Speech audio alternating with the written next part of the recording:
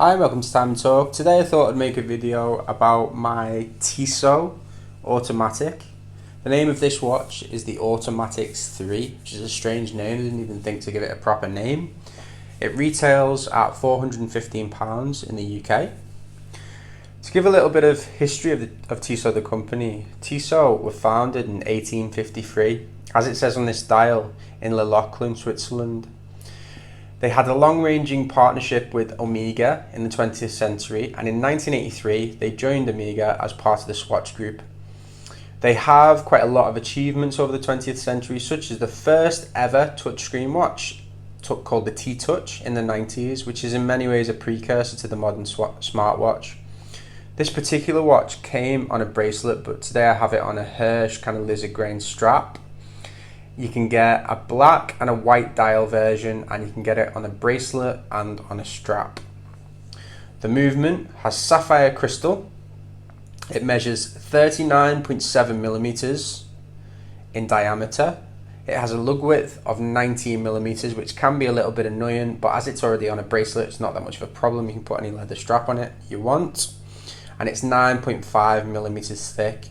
So it's a relatively traditional but still contemporary size. The movement in this watch is the 2836-2, the ETA, which is essentially the 2824 with a day date. As you can see, this has a day and a date. This is a workhorse movement with 25 jewels. It's easy to service, it's robust, and a lot of people really like this in their watches because of that. This movement is also in a lot of other watches, whether it's the 2824 or the 2836. For example, the Hamilton Khaki, which costs £700, a Sin watch, which costs £2,500. I can't remember the exact name of it. Damasco watches, Radar watches, Ball watches, and before they developed the in-house caliber, the Black Bay, the Tudor Black Bay had the 2824 in it, which cost £2,500. So, you know, this watch to a certain extent has got a movement in it which kind of punches above its weight. That's probably due to the fact that Swatch owns Tissot, and therefore they can get, you know, the ETA movements at better value because Swatch owns ETA. Let's take a look at the movement.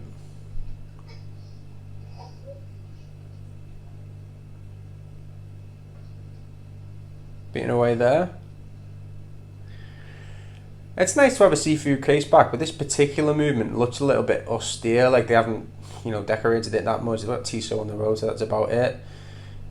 But it is nice to see it, and it is a good movement.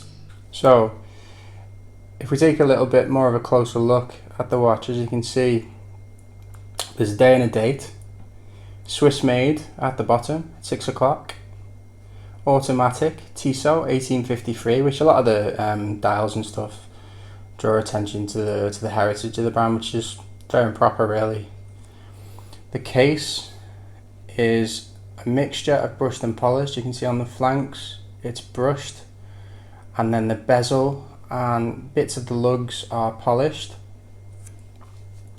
It's kind of a classic look. Sign crown, generally quite a tastefully done, traditional looking, but by no means kind of old-fashioned watch.